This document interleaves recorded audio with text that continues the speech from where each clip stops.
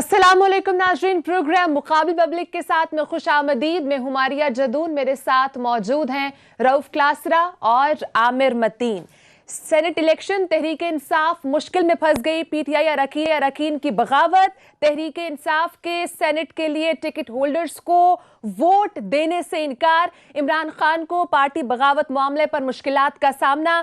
कई अरकान असम्बली वजीर आजम को मिलने से इनकारी। नाज़रीन, बात करेंगे सेनेट इलेक्शन से पहले बड़ी डेवलपमेंट। लाहौर हाई कोर्ट का पंजाब असम्बली में ऑपोजिशन लीडर हमजा शहबाज को जमानत पर रिहा करने का हुक्म। डस्का इलेक्शन मामले पर मरियम नवाज का जारहाना अंदाज। इमरान खान हुकूमत पर शदीद तनकीद की। धांधली में मुलव्विस इंतजामिया के खिलाफ फौरी एक्शन का मुतालबा। जबकि 20 पोलिंग स्टेशंस के बजाय पूरे हल्के में दोबारा इलेक्शन करवाने का मुतालबा किया। सेनेट इंतखाबात खुफिया वोटिंग या ओपन बैलेटिंग से होंगे। सुप्रीम कोर्ट में समाअत जारी है। खुफिया वोटिंग होनी चाहिए या नहीं, फैसला पार्लियामेंट करेगी। चीफ जस्टिस गुलजार अहमद के अहम रिमार्क्स सामने आए हैं। नाज़रीन, बात करेंगे अहम केसेस में मुलव्विस बड़े ऑफिसर्स को अगले ग्रेड में तरक्कियां दे दी गई। सीनियर ऑफिसर्स एक मरतबा फिर नजरअंदाज कर दिए गए हैं। इस पर भी प्रोग्राम में बात करेंगे। आमिर साहब, आज मरीज वजीराबाद में उन्होंने जलसा किया, काफ़ी जारहाना अंदाज में सामने आई हैं। उन्होंने कहा कि पीटीआई के जो अरकान हैं और एमएनएज हैं वो अब भाग रहे हैं, बगावत हो चुकी है। कितना आप दुरुस्त समझते हैं इसको? ज़ाहिर है जलसों की यही ज़ुबान होती है। बिल्कुल आपने सही कहा, बड़ी जारहाना उनकी तकरीर थी। आप देखेंगे प्राइम टाइम पे जो है वो पूरे उसमें सारे चैनल्स ने दिखाई उसको और वो अब तकरीर भी बड़ा अच्छा कर लेती हैं, गरज रही हैं। And she had all the reasons to do that कि उनके पास वाकई क्यों नहीं वो इसलिए कि आप देखें बाई इलेक्शन में नून लीग को बड़ी ठीक ठाक फतह हुई है। उन्होंने तमाम अपनी सीटें ना सिर्फ के रिटेन की हैं, पंजाब के अंदर जो है वो जो एक चीज़ जिसका भी फैसला होना है सीट की डस्के में, वहाँ पे गवर्नमेंट बिल्कुल जो है ना they been caught with their pants down, जो है बिल्कुल वो जिस तरह उन्होंने इंतज़ामिया जिस तरीके से भोंडे तरीके से वहाँ पे एक्सपोज हुई और जो है डिफेंसिव पे पीटीआई। फिर नून लीग नौशहरा में जीत गई है। फिर जो है आप देखें कि हमजा शहबाज शरीफ आज छुट गए तो वो ऑफेंसिव पे तो हैं। फिर वो बार बार वो जो कह रहे हैं कि ब्रॉडशीट ने इतना बड़ा गवर्नमेंट जो है घुटने टेक के इन्होंने 29 बिलियन दे दिए हैं, उन्होंने निकलवा लिए हैं। तो उनके पास बिल्कुल आज गरजने और बरसने का बिल्कुल उनका मौका भी था और गिरजे और बरसे भी। दो तीन चीज़ें थी उनके जलसे की। एक तो ये कि उन्होंने बीच में एक कंसिस्टेंटली उनकी पार्टी लाइन आ रही है कि वो इस्टेब्लिशमेंट को थोड़ा सा अटैक नहीं ना सिर्फ कर नहीं रही हैं बल्कि थोड़ा सा बेल आउट कर रही हैं। आज उन्होंने कल भी कहा था, आज ख़ास तौर पे एम्फसिस के साथ इसरार के साथ 2-3 दफ़ा ये दोहराया कि हमें पता है कि एजेंसियों के लोगों ने डस्का में जो किया हमने पकड़े हुए हैं, हमारे पास नाम भी हैं। वो एजेंसी जो कि प्राइम मिनिस्टर के अंडर है, यानी कि आईबी, उन्होंने मतलब वो तफरीक कर रही थी कि लोगों की नज़र ये शक ना पड़ जाए कि हम ISI को कह रहे हैं। तो बार बार कि प्राइम मिनिस्टर के अंडर जो एजेंसी है आईबी का नाम नहीं लिया मगर आईबी की तरफ इशारा कर रही थी वो कि आईबी है।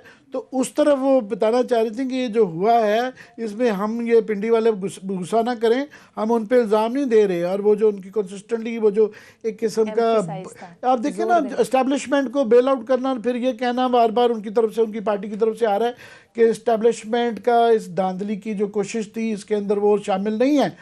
और वो ये बेसिकली कहने की कोशिश कर रहे हैं, एक तो वो ऑफकोर्स ब्रीच डाल रहे हैं ये सेम पेज के अंदर, और अगर कि जनाब ये अगर पड़ गई है तो मज़ीद उसको दराड़ को बड़ा किया जाए। प्लस ये कह रहे हैं, ये तसव्वुर दे रहे हैं जो कि उनके लिए उनके वोटर्स के लिए भी सपोर्टर्स के लिए भी ज़रूरी है कि जनाब हम डाउन हैं, आउट नहीं हैं, और जो एस्टेब्लिशमेंट इमरान खान से पीछे हट गई है। सो वो एक सिर्फ ये नहीं है गरज रही हैं बरस रही हैं, अब वो टैक्टफुली गरजना बरसना शुरू हो गई हैं। पहले टैक्टफुली नहीं था, पहले टोटली वो जलगार थी, अब वो टैक्टफुल जलगार हो गई है। दूसरा उसमें एक जो ख़तरनाक चीज़ थी जो कि सारे पाकिस्तान में अब होती जा रही है कि उन्होंने कुछ 40 दफ़ा जाग पंजाब भी का नारा लगाया, पंजाब पंजाब पंजाब पंजाबी जाग गए हैं, पंजाबी घर तक छड़ के आएंगे, पंजाबी ये करेंगे, पंजाब नहीं होने देगा, बहुत ज़्यादा। तो वो जो नून लीग की जो इब्तदा थी मियां नवाज शरीफ साहब की, जाग पंजाबी जाग, जो है ना तेरी पगनू लग गया दाग इज़ बैक, तो वो बहुत ज़्यादा है। अभी सारी पार्टियों में वैसे तो ये होती जा रही है कि सिंध पीपल्स पार्टी का हमेशा ज़ाहिर है सिंध से एक वो ताल्लुक़ रहा है, मगर वो सिंध कार्ड आगे से ज़्यादा खेलना शुरू हो गए, बहुत ज़्यादा हसासियत दिखाते हैं, ज़रा सा कुछ हो जाए तो हमले हो जाते हैं और बहुत ज़्यादा वो है। इस तरह ही आप देखें कि पश्तून एलिमेंट भी जो नेशनलिस्ट है वो भी, बलोच तो पहले ही मसला चल रहा है। सो ये जो एथनिसिटीज़ है ना, ये नेशनल पॉलिटिक्स की तरफ जो हम पहले चले गए हुए थे, तो ये थोड़ी सी रिसर्जेंस ऑफ, आप ये कह लेंगे प्रोकियल प्रोविंशियल या एथनिक जो है ना कार्ड्स, वो हो रही है। अब ये पता नहीं अच्छी चीज़ है बुरी चीज़ है, ये तो वक्त ही फैसला करेगा, मगर वो एक किस्म का ये भी एक वार्निंग होती है कि हम पंजाबी उसको ना नेशनलिस्ट बनते बनते ना, वो पहले पूरे पाकिस्तान की जो बात करते थे, वो कह रहे हैं पंजाब कार्ड अपना बचा के रखें। जिस तरह पीपल्स पार्टी को कम अज़ कम उनके पास एक सिंध का सूबा है, तो और कुछ नहीं तो हमने पंजाब ज़रूर लेना है। तीसरी वो ऑफ कोर्स जो है वो था, नीचे से नारा लग रहा था कि मरियम के पापा कब आएंगे, उनके मरियम के पापा जब आएंगे तब आएंगे। तो वो जो था ना, पहले जो भाग रही थी नून लीग के, नवाज शरीफ बाहर भाग गए, शहबाज शरीफ साहब मुकदमों में हैं, हमजा अंदर है, और किसी भी पटी हुई सारा वो, अब वो नहीं है, सूरत हाल जो है ना पैटर्न बदल रहा है। तो आप ये कह सकते हैं कि इनके अपबीट होने से, इनके रिसर्च करने से पीटीआई का नुकसान है। पीटीआई का नक्शा बिल्कुल डिफरेंट नज़र आ रहा है। जिस तरह मैं पहले भी कल भी कहा कि इमरान खान साहब की गिरफ्त जो है ना पार्टी पे मज़ीद कमज़ोर होती जा रही है। ये जो झटके by election mid term election है ऑलमोस्ट, और ये लोगों का मूड पता चल रहा है, कम से कम ये डेफिनेटली है कि नून लीग ख़त्म नहीं हुई है, नून लीग अभी जिंदा है बिल्कुल। और ये इनके नौशहरा का रिजल्ट है, बिल्कुल इनकी अपनी ख़ास होम ग्राउंड के अंदर वो झटका लगा है। और उसका नुकसान ये है कि हर तरफ से वो जो होता है ना, जब ये शेर ज़ख्मी हो जाता है तो वो लगड़ बगड़ वल्चर्स वो एकदम इकट्ठी हो जाती हैं, तो हर सूबे से आवाज़ें आनी शुरू हो गई हैं। अब देखें केपी से जो है ना वो मलिहा अली असगर बीबी जो हैं, उनका बयान आ गया कि जनाब मैं हम वहाँ पे जो पहले ही प्राइम मिनिस्टर की मीटिंग में MNAs MPs केपी के नहीं आए थे, आज उन्होंने ऑन रिकॉर्ड ओन भी कर दिया कि जी हम अपना एहतजाज जो है ना वो रिकॉर्ड कराना चाहते थे। और क्योंकि हज़ारा की 15 MP हैं, वही पंजाब वाला हाल है जो साउथ पंजाब का था कि जी वो नहीं दी। वैसे साउथ पंजाब के बाय द वे 3 सेनेटर्स में से 2 दे दिए हैं, जनरल सीटों के अंदर 3 में से 2 चले गए हैं। ख़वातीन वाला एहतजाज इनका अपनी जगह ठीक है, उस पर बात कर लेंगे। ये दरमियान में ऐसी जुमला बहुत रहा था। दूसरा कौन सा एक का तो है, चलो सैफुल्लाह नियाजी को आप नहीं मानते, मियाँ वाली नहीं है सराइकिस्तान का हिस्सा। पहले सैफुल्लाह नियाजी साहब से खुद कहलवा दें ये बात, मेरा मान लेंगे, कहेंगे वो चले मनवा लेंगे, फिर आप चले कह दें हम मान लेंगे। मैं आपने खुद कहा डेरा वाली समझता हूँ, मियाँ वाली डेरा इस्माइल खान तक जो है ना सराइकी इलाका है बिल्कुल जो है। बहरहाल जो है, मगर केपी से सिर्फ आवाज़ें नहीं आ रही, ये फिक्र पड़ा हुआ है कि वहाँ पे फिर बलूचिस्तान से आप देखें, यार मोहम्मद रिन साहब ने प्रेस कॉन्फ्रेंस की, उन्होंने ना मुझसे तो पूछा ही नहीं, मैं प्रोविंशियल चीफ हूँ आफ्टर ऑल, उन्होंने अपना बेटा इंडिपेंडेंट खड़ा किया हुआ है। सो वहाँ भी दराड़ें आ रही हैं। सिंध के अंदर जो है वो लियाकत जतोई साहब ने शोर मचा दिया है। यहाँ क्लास साहब सही पॉइंट आउट कर रहे थे, वो एक छोटा सा बेचारा खुरम लगा रही है बच्चा सा, उसके 4 बयानात के ऊपर प्राइम मिनिस्टर साहब बुलाने पड़ गए हैं। तो ये जो घटाएं इकट्ठी होती हैं ना, तो ये अगर कंट्रोल ना किया जाए तो आपको फौरन जो है उसका तूफान बन जाता है। बगावत हो गई है, तो बगावत क्या, तूफान तो बन जा रहा है ना ये। और एक दफ़ा पाकिस्तानी सियासत का, दुनिया की सियासत का एक मुरवजा असूल है कि एक दफ़ा डाउन स्लाइड, जब हम नीचे जाना शुरू हो जाते हैं ना, उसको रोकना बड़ा मुश्किल हो जाता है। तो अभी भी मैं समझता हूँ अभी भी इनके पास टाइम है कि इनको फौरी तौर पे, पहली बात है कि इस चीज़ का इकरार कर लेना चाहिए, बजाय इसके कि छोटी छोटी खामियां ढूंढने कि इनके अंदर बेसिक खराबी है और इनको एक बड़ा छोटी सर्जरी से काम नहीं चलना पड़ेगा। यहाँ एक जो है ना एक थोड़ा मारने की ज़रूरत है। पहली बात तो ये है कि अपना गरूर तोड़ना चाहिए। पीटीआई में इतना गरूर आ गया है, इनके तमाम अफराद में, जो कैबिनेट के जो बंदा मिलता है जो नून लीग का भी और यहाँ पर यही वजह ज़वाल रही कि गरूर आ गया था सब में, इनमें भी गरूर आ गया है। तो अपना गरूर तोड़ें, उसके बाद गरूर तोड़ने के बाद रियलाइजेशन है कि अपनी इनको एक ड्रास्टिक किस्म की जो है ना रीवैम्पिंग करनी होगी, अपनी कैबिनेट की, अपने पॉलिटिकल टीम की, अपनी ब्यूरोक्रेटिक टीम की, महंगाई के मतलब करना होगा, गवर्नेंस का भी करना होगा, वरना ये इनका crisis is not over. Senate में अब ये हो रहा है जो क्लियरली नज़र आ रहा है कि मुझे केपी में ख़ास तौर पे, सारी जगहों के अपने मसले हैं कि बलूचिस्तान में भी बगावत हो गई है इनकी, उधर सिंध के अंदर भी बगावत के थोड़े शोले हैं। केपी के अंदर आप गौर करें ज़रा, जो सेनेट के इलेक्शन से मुझे शिबली फराज साहब का इलेक्शन थोड़ा सा ख़तरे है। बड़े अच्छे आदमी हैं, मैं चाहूँगा कि वो बेचारे दोबारा सेनेटर हो जाएं। वो इसलिए मैं नज़र डाल रहा था कि बाकी सारे जो जनरल सीटें टेक्निकल हैं ना, वो तगड़े ATM टाइप लोग हैं। मतलब मोहसिन अजीज़ साहब भी वो तगड़े आदमी हैं, लियाकत तरकई तो वो तो हैं ही ATM जो है, फैसल सलीम साहब भी तरकई साहब के बाद बाय द वे इनके रिश्तेदार हैं। वो जो तंबाकू लॉबी जो है ना, मुझे लोग बताते रहते हैं काफ़ी इससे भी ज़्यादा बड़ी है। उसके बाद जनाब फराज साहब जो है ना, वो मुझे इसलिए आ रहा है कि 2 सीटें हैं, एक नून लीग की है कि अब्बास अफरीदी साहब जो है ना, वो उन्होंने जो सेनेटर खड़े किए हुए हैं वो भी ख़ानदानी, जिस तरह तरकई ख़ानदान है, दूसरा वहाँ उससे भी बड़ा ख़ानदान जो है वो है। अब्बास अफरीदी साहब जो हैं उनके टोटल जो है ना वहाँ पे 20 वोट चाहिए KP में, और 6 वोट हैं नून लीग के। मगर अब्बास अफरीदी साहब का बैकग्राउंड ये है कि ये खुद जो है पीपल्स पार्टी के उसमें 2009 में सेनेटर हुए थे, वज़ीर पीपल्स पार्टी में रहे। अब वो जॉइंट सेक्रेटरी हैं नून लीग के, और मरियम बीबी उनके घर पे ठहरती हैं। उनके भाई MPA अमजद अफरीदी और उनके वालिद सेनेटर शमीम अफरीदी, वो सेनेटर हैं, सिटिंग सेनेटर हैं, उन्होंने पिछले हफ्ते पीपल्स पार्टी ज्वाइन कर ली है।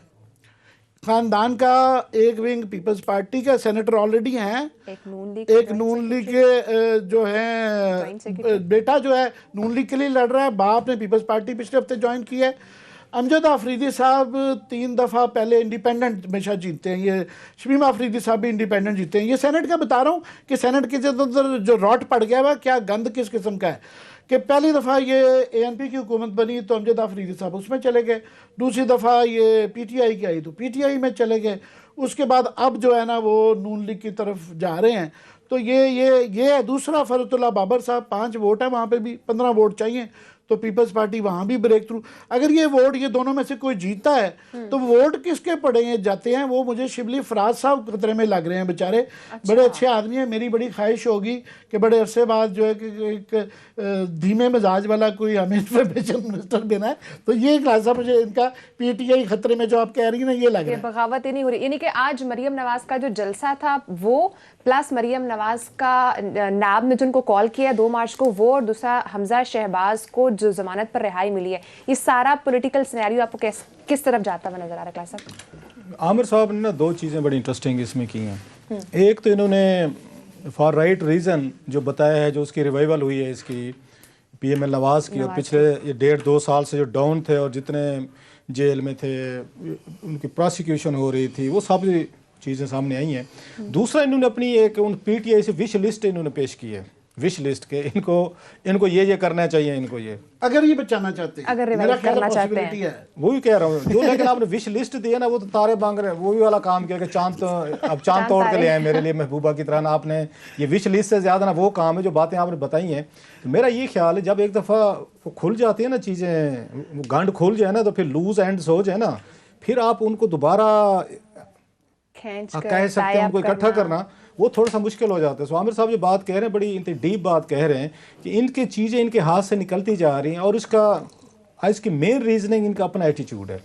इन्होंने जिस तरह के लोग अपने गिर्द इन्होंने रखे हुए थे, जिस तरह की इन्होंने कैबिनेट बनाई हुई है, और सबसे ज़्यादा ATM इनके गिर्द थे। पॉलिटिकल आपको लोग इसके इमरान खान साहब के गिर्द नज़र नहीं आते थे, इनके अपने मिनिस्टर्स कहते थे। इनके मिनिस्टर्स ने कई दफ़ा TV पे कहा है कि नॉन इलेक्टेड लोग जो हैं, तो आपको याद होगा खान साहब के बारे में उन्होंने इनको घेरा डाला हुआ है। कैबिनेट में इवन 3-4 इनके ग्रुप्स हैं, एक भी नहीं है, 3-4 ग्रुप्स हैं।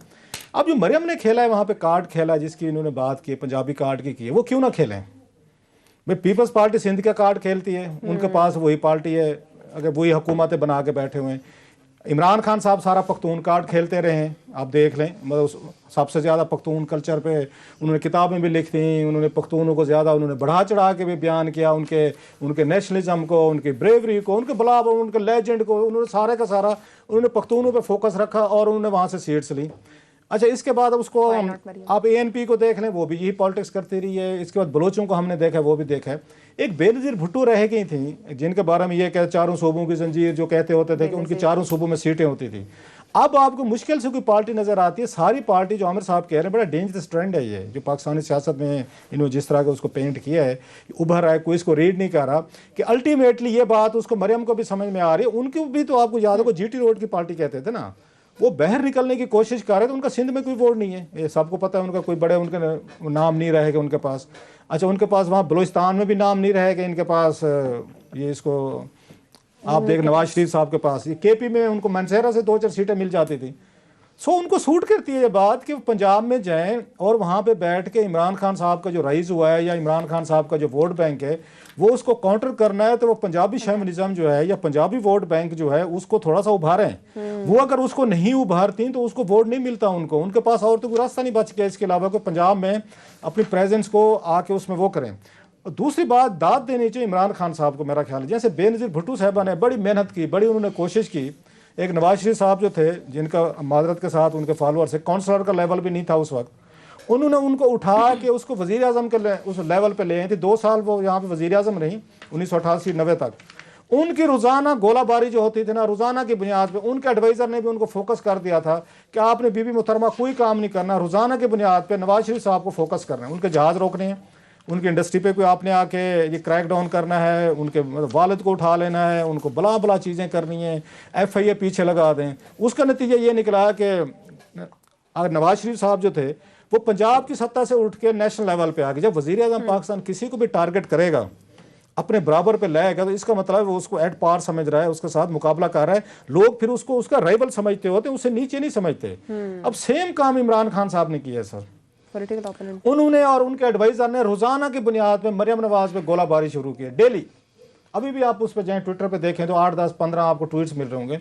इन्हें इस चीज़ का एहसास नहीं हुआ कि जो इमरान खान साहब का मुखालिफ कैंप है, आप उनको एक यहाँ पे पैरेलल फोर्स दे रहे हैं कि अगर इमरान खान साहब से जो लोग वो चिढ़ते हैं, जो उनको वोट नहीं देना चाहते, एंटी जैसे भुट्टो वोट था, एंटी जैसे नवाज शरीफ वोट भी होगा, एंटी इमरान खान साहब वोट भी होगा, बहुत सारी चीज़ों का आप उनको मौका दे रहे हैं कि अगर आपने इमरान खान साहब को चैलेंज करना है, कन्फ्रंट करना है, तो द बेस्ट वे इस वक्त कौन है? वो मरियम नवाज है। मरियम नवाज क्यों है? क्योंकि दिन रात इनके एडवाइजर जो हैं वो उसी पर लगे हुए हैं कि मरियम नवाज की ये खूबी, इसकी ये खामी, इसने ये गलत किया, इसके फलां गलत किया। ये भूल जाते हैं, मेरा ख्याल है हमारे यहाँ, कि पाकिस्तानी, मैं ये बार कहता हूँ, लोग नहीं मानते मेरी इस बात को, पाकिस्तानी सियासत जो है ना सर, ये ना करप्शन की बुनियादों पे चलती है, ना मोरालिटी की बुनियादों पे चलते हैं। मॉरल अगर हम इस पे लगाते ना कि मॉरल बुनियादों पे हमारे लीडर होने चाहिए थे, तो इमरान खान साहब कहीं पे सियासत नहीं कर सकते। मोरालिटी का अगर जीरो इन किया जाता ना कि मॉरल बुनियादों पे बंदा हमने रखना है, तो इमरान खान साहब के लिए मुश्किलात पैदा हो सकती थी।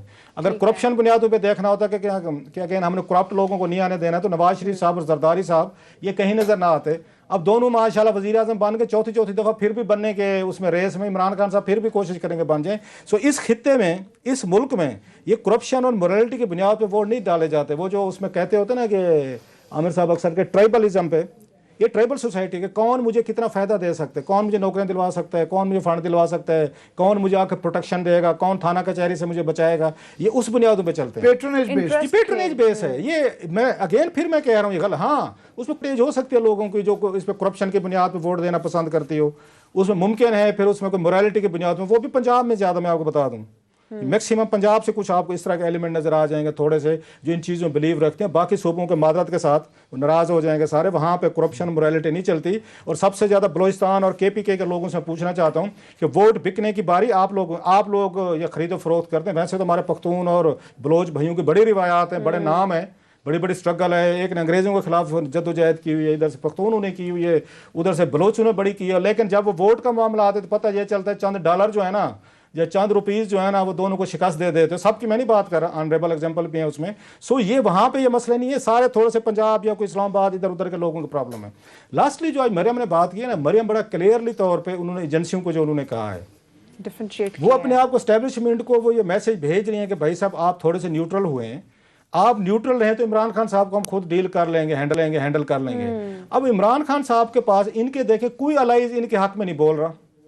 आप नोट करें, वो तो 3-4 तरीके से आते हैं। मसला इसमें आपको चौधरी परवेज इलाही कहीं से बोलता नजर नहीं आता, आपको MQM कहीं से बोलते नजर आ रहे। इत्तेहादी इनके बोल नहीं रहे, इनसे बात नहीं। इत्तेहादियों को यह फिक्र है कि इमरान खान साहब अगर आगे पीछे होते हैं तो कल को हमें फिर इनके साथ बातचीत करनी पड़ सकती है। और इमरान खान साहब की पार्टी जिस तरीके से इनके खिलाफ ये बगावत की बातें आना शुरू हुई है, KP में हमने देखा जिस तरह का पहले गए हैं तो 15 MNA नहीं है, आज वहाँ पे मलिया साहबा ने उनको ओपनली बात की है। अब आप उसको बैलेंस नहीं कर रहे। जो काम हमें वहाँ पे मसला होता है पंजाब में कि साउथ पंजाब या सराइकी इलाके वर्सेस सेंटर या आपका जनूबी पंजाब वगैरह जो है, अब सेम शिकायतें आपको हज़ारा वालों के आ गई हैं, क्योंकि सारा पख्तून जो है वो ज़्यादा डोमिनेंट है। फेडरल हुकूमत में देखें पख्तून भाई हमारे डोमिनेंट है, वो कैबिनेट में भी आपके डोमिनेंट है, आपके प्रोविंशियल हुकूमत में डोमिनेंट है, वो ब्यूरोक्रेसी में भी डोमिनेंट है, नजर आते हैं आपको, हमें फौज में भी डोमिनेंट है उसमें आपका एलिमेंट। इसलिए हज़ारा वाले आपसे सूबा मांगते हैं। हज़ारों को सूबा आप इसलिए नहीं देना चाहते इमरान खान साहब इन कंपनियां बाकी के ना, इससे पख्तून भाई नाराज हो जाएंगे। अब पख्तून जो है वो सारा उसको आके कंट्रोल करते हैं पूरा। आज उन्होंने कहा ना कि पेशावर से सारे फैसले होते हैं, ये जैसे हमारी साइड पे कहते हैं तख्त लाहौर को कहते हैं। सो आप उसको आके तवज्जो नहीं दे। 15 के करीब अगर वहाँ से आपके वो हैं, आपके MPs वगैरह हैं या आपके दीगर लोग हैं, और आपने सेनेट की एक सीट ही नहीं दी जो आज वो मलिया साहब ने कहा, आपने कोई बोर्ड में कोई एक बंदे नहीं है। सो खान साहब के लिए मसाइल बढ़ते जा रहे। मैंने फिर कहा जो खुरम लगारी को बुलाना पड़ गया है, जिसको जानता नो बॉडी, मतलब जिसकी कोई वो भी नहीं है, कोई औकात ही नहीं है, जिसको जानता कोई नहीं, उसको आपके इमरान खान साहब यहाँ बुला रहे हैं। उसके साथ वहाँ तस्वीरी तस्वीरी फोटो सेशन जो है वो बुजदार साहब करा रहे हैं। इससे आप अंदाजा कर सकते हैं कि इमरान खान साहब के हाथों से वो जो चीजें हैं ना थोड़ी सी वो फिसलना शुरू हो गई हैं। अब देखते हैं कहाँ पे रुकती हैं ये स्टोरी कहाँ पे जाके एंड होती है। नाज़िर, टाइम में ब्रेक के बाद आपको बताएंगे पाकिस्तान बार काउंसिल ने जिन वकीलों के लाइसेंस मनसूख करने थे उन्हीं के हक में सड़कों पर निकलने की धमकी दी है। इस पे बात करेंगे, साथ रहेगा।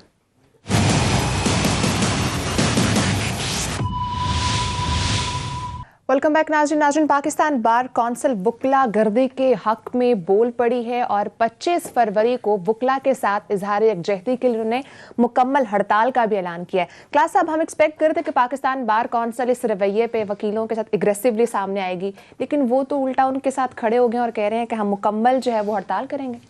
ये हमने समझा था कि शायद ये जो है ये बॉडीज जो हैं इनकी वुकला के बार जो हैं ये रेगुलेटर का काम करती होती है मोस्टली, कि कहीं पे कोई डिसिप्लिनरी इश्यूज आ रहे हैं, कहीं पे प्रॉब्लम आ रहे हैं। ठीक है, बार और बेंच के दरमियान भी एक ब्रिज का रोल अदा करते हैं, लेकिन हमने ये देखा जब तक यहाँ पे एक अनरूली माहौल रहा है, मारपीट होती रही है, फेंटियाँ लगती, बड़े बड़े हमने वकीलों को देखा। रज़ा रब्बानी साहब जैसा बड़ा आदमी जो है वो मुजम्मत नहीं कर सके थे वो सेनेट लाहौर के वाक़े की। हम फवाद चौधरी साहब ऐसे बड़े बहादुर आदमी हैं, लेकिन इस वाक़े में वो भी चुप कर गए थे। बड़ा कोई वकील बोलते ही नहीं है, बात ही नहीं करता इस मसले पे उन पे। अब सवाल ये है कि क्या आपको इजाज़त होनी चाहिए कि आपने जाके F8 की ये जो था पूरा आपका फुटबॉल ग्राउंड था, आपने कब्जा कहाँ उस पर कर लिया, उस पर आपने वो बना लिए, वो उस पर चेम्बर्स बना। आपको एहतजाज पता है किस पे करना चाहिए था? आपको एहतजाज ये करने थे कि हमारी वहाँ पे डिस्ट्रिक्ट कोर्ट्स बनी हुई है जिस पे इस्लामाबाद हाई कोर्ट ने, मेरा ख्याल है वो इनकी प्रोसीडिंग चल, इन्होंने वहाँ पे वो अपने कब्जे में ली हुई या इनके पास है इस्लामाबाद हाई कोर्ट पर, इनकी तो बनी हुई है। एक छोटा सा F8 एक आपका मरकज़ है, उसकी हालत तो देखें जाके, कभी आप कचहरी में जाएं आपको लगेगा करून वुस्ता के किसी बाजार में आप घूम रहे, शायद वो भी बेहतर होंगे। जिस तरह की छोटी छोटी गलियां हैं, जिस तरह की वहाँ पे पता नहीं किस तरीके से आप लोग सांस लेते हैं, पता नहीं कैसे बैठते हैं यहाँ पे, कैसे कैसे चेंबर्स हैं। मैं आपको मजे की बात बताऊँ, 2-3 लोग हमने कहा जी 2-2.5 लाख रुपए में हम आपको चेंबर की जगह ले देते हैं, इन्वेस्टमेंट कर लें, किसी को बेच दीजिएगा। मैं हर से मौत बता रहा हूँ, वो 2-2.5 लाख रुपया दें आपको, हम ले देते हैं। अगर ये कारोबार आपका चल रहा है कि 2-2.5 लाख रुपए में आपने चेंबर बेचने शुरू कर दी, इतने ऐसे ही करना होता है ना, थोड़ा सा एक खोखा ही लगाना होता है ना, साथ में एक बेंच लगाए, 2 कुर्सियां रखी तो साथ में आए जी। यहाँ तो ये कारोबार शुरू हो गया था, मतलब कुछ लोगों के हवाले से, कि सब नहीं है ऑफ कोर्स, सारे नहीं है। आपने फुटबॉल ग्राउंड पे कब्जा कर लिया, आपने जहाँ पे रोड पे आया कर लिया, आपको उस वक्त बार को किसी को ख्याल नहीं आया। ठीक है, आपके हैं, आपको तो कैंपेन चलानी चाहिए थी कि भाई साहब हमारी वहाँ पे डिस्ट्रिक्ट कोर्ट्स हैं, वहाँ मेरा ख्याल उसमें क्या कहते हैं उसमें, यहाँ G11 में यहाँ पे हैं सारे, आप जाएं, आप कहेंगे हमारी वापस करें, हम आपके साथ हैं, बिल्कुल दें, इनको वापस करेंगे जनाब। क्यों आपने इनकी इमारतें और इनकी बिल्डिंग्स रखी हैं? आप उसके लिए मूवमेंट नहीं चला, आप कहते नहीं यहीं पे ठीक है, यहीं पे हम लड़ेंगे भी सही, यहीं छोटे छोटे खोखे भी बनाएंगे, हम कब्जे भी करेंगे, सर भी फोड़ेंगे, अपने भी पढ़वाएंगे, वो करेंगे। दूसरी बात, इतने बड़े इश्यूज हुए हैं, जजेस को मारा गया, रोज हम देखते हैं वीडियोज आती हैं, आपने हमले किए, पुलिस वालों को मारा, धमकियां दी, आपने सब कुछ करके, हमने कभी नहीं देखा किसी बार की तरफ से मुजम्मती करारदाद आई हो या बार ने उनके खिलाफ एक्शन लेने की कोशिश की है। अब आप कह रहे हैं जी हम जाएंगे और हड़तालें कर लें, जी आपका कौन क्या बिगाड़ सकता है? अच्छा, मैं तो कहता हूँ इस तरह की कमजोर अदालतों से बेहतर है बाइकआउट रख के बंद रखें, बंद रखें। अगर आपने ये काम इस तरह के प्रिंसिपल्स के ऊपर अगर आपने कॉम्प्रोमाइज करना है, आप बंद कर दें जी, बिल्कुल अदालतें बंद कर। जो पहले बड़ा हम देख रहे हैं स्विफ्ट जो वहाँ पे चीजें हो रही हैं, हमें पता है सारा जो इंसाफ आ रहे हैं, जो जिस तरह के बड़ी तेजी से वहाँ पे चीजें बंद रखा दें। आपको कौन सा नुकसान है? पहले कौन सा बड़े बड़े वकीलों की कहानियां सुन लें, मुझे बहुत सारे जानने वाले हैं, उसमें मेरे बड़े नाम हैं। जब वकील ने मिलना होता है, उस पे क्लाइंट से मिलना हो तो खुद अपना चेहरा दिखाया जाता है वकील साहब का, बड़े वकील साहब का। वो 10, 15, 20 लाख रुपए की फीस तय कर लेते, उसके बाद आप कभी उसको नहीं देखेंगे वो सामने है, उसको मुंशी के जरिए जूनियर आप अपने वकील के जरिए, मैं बहुत सारों को जानता हूं, मारने वाले आगे कर देते हैं, आगे कर देते हैं। आप कभी अदालतों में खुद पेश नहीं होते जब तक बहुत बड़ा कॉन्स्टिट्यूशनल केस ना हो, अदालत का उसमें मीडिया का फोकस ना हो, आप पेश नहीं होते। उस वक्त भी कोई कंप्लेंट नहीं होती। मुझे बहुत सारे लोगों ने कहा, जानता हूं जिनको मैं, कि हमें जनाब वकीलों ने फीसें ली हैं, बड़े बड़े वकीलों ने, खुद पेश नहीं होते, जूनियर को भेज के पेशा लेते रहते हैं। सबसे ज्यादा पेशियां जो है ना, आप उनको जजेस की बजाय ये ब्लेम में ये मेरे इनको लेना चाहिए वकील भाइयों को, अक्सर जाके आके उसकी डेफरमेंट की जो लेते हैं ना, कि डेफर कर दें, क्या तैयार ही नहीं है जनाब, आज मैं आ नहीं सका जनाब, आज साइकिल नहीं मिली मुझे जनाब, आज मेरी बाइक खराब हो गई थी, आज मेरी गाड़ी नहीं मिली मुझे। सबसे ज्यादा आप लोगों ने डिले करने में, ये लोग तो जजेस को ब्लेम करते हैं ना सर, पुलिस को, इसमें कुछ हिस्सा हमारे वकील भाइयों को भी दे दें। एक ही टाइम पे 10-10 इन्होंने वो पकड़ी हुई है सर, इनके केसेस पकड़े हुए हैं। खैर, अगर हैविंग सेड ऑल दिस, अभी भी इसी मसले का हल चाहिए। इस्लामाबाद आपका हाई कोर्ट है, वैसे मैं दाद फिर देता हूँ उन्हीं लोगों को जिन्होंने इस्लामाबाद की हाई कोर्ट बना दी थी, जिसकी मैं फिर कह रहा हूं कि हरगिज़ यहाँ पे जरूरत नहीं। बाबर रमान साहब को क्रेडिट जाते 18वीं तरमीम में, डिस्क्रेडिट मैं जानबूझ के क्रेडिट के अंदर ये पत्थर मारने वाले या तो इनका रवैया बदलेंगे या ये ठीक करेंगे, या आप उनको जो है रेड जोन में इनको लाउ नहीं कर सकते। ये नया तमाशा बनेगा आमिर साहब, जो इन्होंने सुप्रीम कोर्ट के सामने बनाई है ना यहाँ हाई कोर्ट, और रोजाना की तरह जितनी आपके इस्लामाबाद इस वक्त बदतरीन शहर बन चुका है रहने के लिए, एग्जैक्टली सामने सुप्रीम कोर्ट है, पीएम सेक्रेटेरिएट है और पार्लियामेंट है। पार्लियामेंट के अलावा आप देखें कि हजारों की तादाद में लोगों ने आना है, डेली आना है सर। ऑलरेडी आपके इस्लामाबाद शहर की ट्रैफिक देख लें, इस्लामाबाद में पार्किंग की जगह नहीं रहेगी, लोगों को अब चलने की जगह नहीं रहेगी। इस वक्त ये बदतरीन शहरों की लिस्ट में अगर कोई जा रहा है ना, लोग इसको रीड नहीं कर रहे। इस्लामाबाद ये डाइंग सिटी, आपको मेरी बातें अभी आप इसका क्लिप मेरा रख लें, मैं आपको 1.5-2 साल बाद फिर सुनाऊंगा। जो बुरी हालत हो चुकी है ना आपकी, यहाँ से इस्लामाबाद से जाएं, एक एक मार्केट में चले जाएं, आपके पास जहाँ पार्किंग की जगह नहीं रहेगी, कहीं पे आपको बैठने की जगह नहीं रहेगी, कहीं पे खड़े होने की जगह नहीं रहेगी।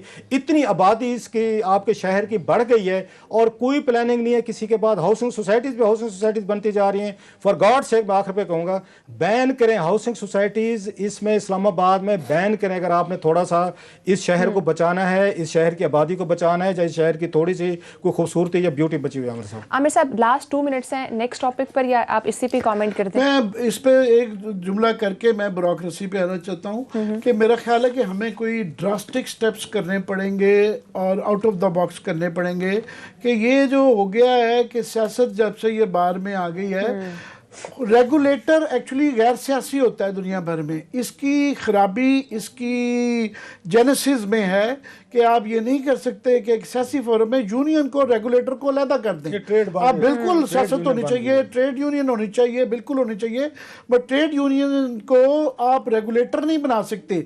यहाँ पे मल्टीपल रोल है पाकिस्तान बार काउंसिल का कि वो रेगुलेशन की भी उसके पास फ़राइज़ हैं और ट्रेड यूनियन तो है ही है, और उसमें सियासी बुनियाद पे होती है। तो वो जाहिर है कभी भी अपने जो वोटर को नाराज़ नहीं कर सकते। उनके लिए जो उसका उनका ड्यूल रोल है कि वो बेंच की भी इज्जत करवाएं, फिर साथ में प्रिंसिपल्स के लिए खड़े हों। प्रिंसिपल्स पे उनकी बायस्ड या पार्टीजन अप्रोच हो गई हुई है। तो मेरा ख्याल है इसको कुछ ड्रास्टिक स्टेप्स करने पड़ेंगे। ये बड़ा इंपॉर्टेंट है। अब ये ब्यूरोक्रेसी पे ब्रेक आ गई है, तो ब्यूरोक्रेसी का बड़ा इंपॉर्टेंट है। नाज़रीन, कल की स्टोरी का फॉलो अप आपसे शेयर करेंगे कि कौन कौन से ऑफिसर्स हैं, कौन कौन से ब्यूरोक्रेट्स हैं जिनको किस वजह से उनके ग्रेड्स जो हैं उनकी प्रमोशन की गई है। इससे बात करेंगे, साथ ही रहेगा।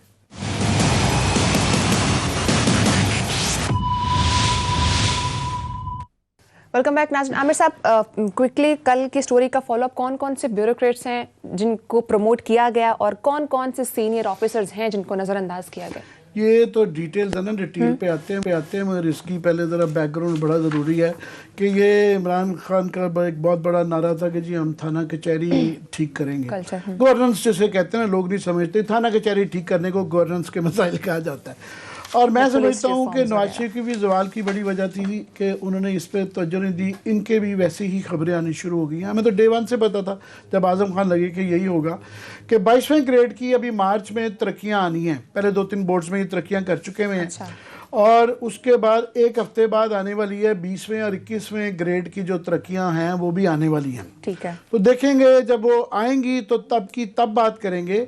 मगर ये इस पिछले 2020 का जो बोर्ड हुआ था 20 से 21 और 19 का, उसकी ऑलरेडी वो कंट्रोवर्शियल हो गया हुआ है, अदालतों में सिलसिला गया हुआ है। और एग्जैक्टली जिस तरह के नवाज शरीफ के दौर में इस तरह ही की तरक्कियाँ की गई थी और वो अदालत में चले गए थे, और जिसको हमने टेकअप किया था कि ये फ्रॉड किया है, क्लास साहब ने और मैंने कोई 10-20-30 प्रोग्राम किए और उसके बाद बाकायदा सुप्रीम कोर्ट ने उसके ऊपर फैसला दिया। हमें कन्वे भी किया गया कि जनाब एक किस्म का इनडायरेक्टली एक शुक्रिया भी अदा किया गया रजिस्ट्रार साहब ने भी आपने जो पॉइंट रेज किए थे हमने वो उनको इनकॉर्पोरेट किया है। तो वो उसके बाद फैसला ये आया था कि जनाब ये असूल होंगे जिस पर तरक्कियाँ होंगी। अभी वो दोबारा वो कह रहे हैं कि जनाब हमारी वो असूल नहीं वजह किए थे। असूल क्या थे कि डिस्क्रिप्शन नहीं होनी चाहिए, कि जो बोर्ड में बैठे हुए हैं उनको एक हद तक डिस्क्रिप्शन है। वो इंटेलिजेंस पर्सन का बहाना करके ये नहीं कि किसी के ABC कैटेगरी हैं, वो आपको जिसकी भी तनज़ली करनी है आपने अपनी जो नंबर देने हैं, ये नहीं कर सकते C वाले को A में डाल दें, A वाले को C में डालें। अब ज़्यादा से ज़्यादा A के अंदर 5 नंबर है ना, 5 से 1 पे ले आएँ। ठीक है, तो ये इस पे जो है ना वो पहले हाई कोर्ट में गए। हाई कोर्ट ने, मैं कहता हूँ कि उनकी ना पूरी बात सुनी नहीं है एक ग्रुप की, तो वो अब सुप्रीम कोर्ट में गए हुए हैं। मगर हम ये नहीं कहते कि कौन कौन किस किस को तरक्की नहीं दी गई। उनका कहना है कि जनाब जिनको दी गई हैं, और ये वो ब्लेम करते हैं कि बोर्ड के अफराद में अफसर में यहाँ पे तरक्कियों में ज़ाती, जिस तरह फ़ाद हसन फवाद के दौर में भी आ गया था, कोई शोएब दस्तगीर साहब को ब्लेम करता है, कोई खुरादात को लग करता है, को करता है कि जनाब इन्होंने मेरे साथ ज़ाती इनाद निकाला है, ये सरगोदे में जब थे तो इन्होंने इनके घर का एक मामला ये हुआ था। इस तरह की स्टोरियाँ हैं, मैं उनमें नहीं जाना चाहता। अच्छा। मैं सिर्फ ये इसमें ज़रूर वैलिड है कि जिनकी तरक्कियाँ की गई हैं वो क्या फरिश्ते थे। ये 2-4-5 जो पॉइंट आउट करना चाह रहा हूँ। अभी नए के फैसले आने हैं। ये 21वें ग्रेड में जो पिछले साल पास हुए, राय ताहिर साहब जो कि बलूचिस्तान के IG हैं, ये मुर्तज़ा भुट्टो केस के अंदर भी जो मुलजिम थे, और फिर ये साहिवाल का जो वाक़या हुआ था, ये जो है उसके मेन ज़िम्मेदार ये थे, वो अंडर हिज नोज इनकी सुपरविजन में हुआ था। इनको तरक्की दे के IG बलूचिस्तान लगा दिया गया। उसके बाद जी राना अब्दुल जब्बार साहब हैं, वो ये मॉडल टाउन के मुलजिम हैं। इनके ऊपर मॉडल टाउन के ऊपर SSP ऑपरेशंस थे और ये DIG बना दिया गया इनको भी। सियालकोट में जनाब जज्जू के कत्ल के वक्त जो तैनात पुलिस अफसर थे वो अमजद सलीमी साहब जो है ना, वो तो 22वें में भी जा चुके हुए हैं। वो वाला भी एक था, सहीवाल वाला वाकया इन्हीं के दौर। अमजद सलीमी ऊपर थे, नीचे IG थे, नीचे जो थे ना वो राय ताहिर थे, ये उसमें भी साहिवाल वाले में भी ये थे। बिल्कुल आप सही कह रहे हैं। फिर पुराना 2008 के वो है कि जी श्रीलंकन जो टीम के ऊपर हमला हुआ था, वो पाकिस्तान की उससे ज़्यादा बदनाम कोई वाकया बड़ा सानिया नहीं हो सकता कि हम क्रिकेट से महरूम रहे कई साल तक। तो ये एहसन यूनुस साहब को जो है ना, ये भी सोए हुए थे सारे, ये सब सोए हुए थे, जो है ये भी तरक्की दे के है। इतने ब्लॉट्स के साथ जो है ना वो आप दे देते हैं। होता ये है, क्विकली मैं ये कह दूं कि फवाद नवाज शरीफ का मेरे ख्याल में जो सवाल की एक बड़ी वजह ये भी थी कि फवाद हसन फवाद को जब 21वें ग्रेड को लगाया तो वो अपने ही सारे बैचमेटों को प्रमोट किया, सवाल शुरू हो गया। इसी तरह ही हमने देखा, और वो अपने सारे बैच ऑफ 15-16 को किया, तरक्कियाँ दे दी। इसी तरह ही नरगिस सेठी ने किया था कि बैच ऑफ 7 कॉमन जो था सबको अपनी तरक्की के लिए 50 बंदों की तरक्कियाँ करवा दी। वो सुप्रीम कोर्ट बीच में इन्वॉल्व हुआ, इसलिए उस वक्त भी वो एक सिलसिला रहा। अगेन 21वें ग्रेड के आज़म खान साहब लगाए हुए हैं। तो अभी जो है उसका जो 16वें का मैं बता दूं कि होता क्या है कि एक बैच के कितने लोग लग जाते हैं। 15वें 16 में फवाद साहब 15 के थे। एक बैच के ये इस वक्त जो सूरत हाल है कि तरक्कियाँ कितने लगे हुए हैं जनाब। 16वें के जो है ना वो एजाज मनीर साहब जो इस्टेब्लिशमेंट के सेक्रेटरी भी 16वें के हैं। नारकोटिक्स के सेक्रेटरी भी शोएब दस्तगीर साहब जो कि IG थे पहले। आईजी सिंध मुश्ताक महर भी 16 के हैं, आईजी पख्तूनख्वा भी जो हैं वो सनाउल्लाह अब्बासी भी 16 के हैं, उसके बाद DGFIA वाजिद ज़िया भी, आईजी गिलगित बल्तिस्तान भी 16 के हैं, आईजी मोटरवे भी कलीम इमाम साहब 16 के हैं, DG national police foundation Aftab Pathan वो भी 16 के हैं। एक ही बैच के जो सारे पाकिस्तान की कलीदी पुलिस की अफसर हैं वो एक बैच के हैं। अब ये जो आने हैं फैसले जो मार्च में 22वें ग्रेड में जाने हैं और ये पिछले फैसले आने हैं ये एक हफ्ते बाद, तो हमने देखना है कि इसके बाद ये 20वें 21वें जो आज़म खान साहब 19वें के हैं, तो ये आप देखिएगा 19 20वें 21वें के वो पिछले मारे जाते हैं 2-3 बैच के, 17वें 18वें पे जुल्म हो जाता है। तो हमारी आंखें उस पर हैं कि ये नेक्स्ट बैच जो 16 की तरह ये 20वां 19वां कैसे बनता है। ठीक है क्लास साहब, आपका इस पे कटेगा लास्ट 2 मिनट्स है, मैं चाहूंगी आप इस एक पे तो ये कि मैं राय ताहिर साहब को नहीं जानता, आमिर साहब ने जो उनकी चीज़ें बताई हैं मैं भी नहीं ज़ाती तौर पे जानता, मगर मैं उनके बारे में मीर जुबैर महमूद जो है ना वो आईजी वो खुद भी रहे हैं बलूचिस्तान के, बड़ा very honourable name and man. तो मेरी उनसे एक दफ़ा मुलाकात हुई थी। He spoke very high of Rai Tahir. Sure he must be a good man. हाँ नहीं मैं वैसे कह रहा हूँ कि बाज़ लोगों को राय होती है, बाज़ लोग इस तरह फंस जाते हैं जैसे उसमें फंस गए थे सहीवाल में फंस गए थे, या जिसमें उसमें वो बता रहे हैं मुर्तज़ा वाले केस में फंस गए थे। तो उनके राय ताहिर के बारे में मीर जुबैर महमूद जिनको हम बड़ा उनकी इज्जत करते हैं, उनकी बड़ी अच्छी ओपिनियन थी कि गुड कॉप। खैर ये तो और चीज़ें अमर साहब बता रहे हैं।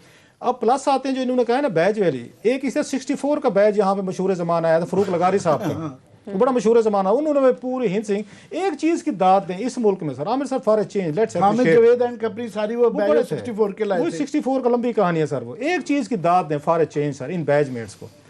हमारे यहाँ ये होता है कि दोस्तों की तरक्की पे या दोस्त उनकी एलिवेशन पे पोस्टिंग पे ना वो थोड़े से नाराज़ होते, खफा होते, जेलसी होते एक दूसरे की तरक्की पे। इनको कम DMG के इन अफसरान को मैं दाद देना चाहता हूँ, जितने भी लगे ग्रेड 21 में लगे 20 में लगे, कोई एक प्रिंसिपल सेक्रेटरी लग गया उसका दो अगर गया लग, वो फवाद नफात का लगा, नरगिस सेठी का लगा, आजम खान साहब का लगा, मैं इनको सैल्यूट करता हूँ। ये कम अज़ कम इन्होंने अपने दोस्तों को बैचमेट्स को उनको सारे बैचमेट्स को नहीं, जिनको दुश्मन थे उनको तय खाने में पहुंचा दिया। अब आमिर साहब उस पर कोई तो होंगे, चलो 8-10 को दे दिया, 8-10 दे दिया। ये तो पुलिस के हैं, DMG के पता नहीं कितने होंगे। DMG का अलहदा है सर, उनकी लंबी लिस्ट है। उस फवाद के दौर में DMG वालों ने बड़ा रूल किया, अभी भी कह रहे हैं DMG आपको पता है टॉप के लोग हैं सारे माशाल्लाह, सबसे बड़े लोग हैं वो। सो ये दाद देनी चाहिए फॉर चेंज कि एक जो रह जाते हैं ना उनको भी काम करना चाहिए बेचारे। उनकी बैड लक, कोई बैचमेट लग नहीं जाता, उनका कोई बैचमेट लग जाता तो शायद उनको भी तरक्की होती। सो इस मुल्क में जहाँ पे जेलसी भी है, लेग पुलिंग भी है, ये प्रिंसिपल सेक्रेटरीज को दाद दें, आजम खान को भी दें, फवाद को भी दें, नरगिस सेठी सबको दें, अपने बैचमेट्स को बड़ी टॉप की पोजीशन पोस्टिंग देते हैं कम से कम। नाज़रीन आपसे कल मुलाकात होगी, अपना ख्याल रखिएगा, अल्लाह हाफ़िज़।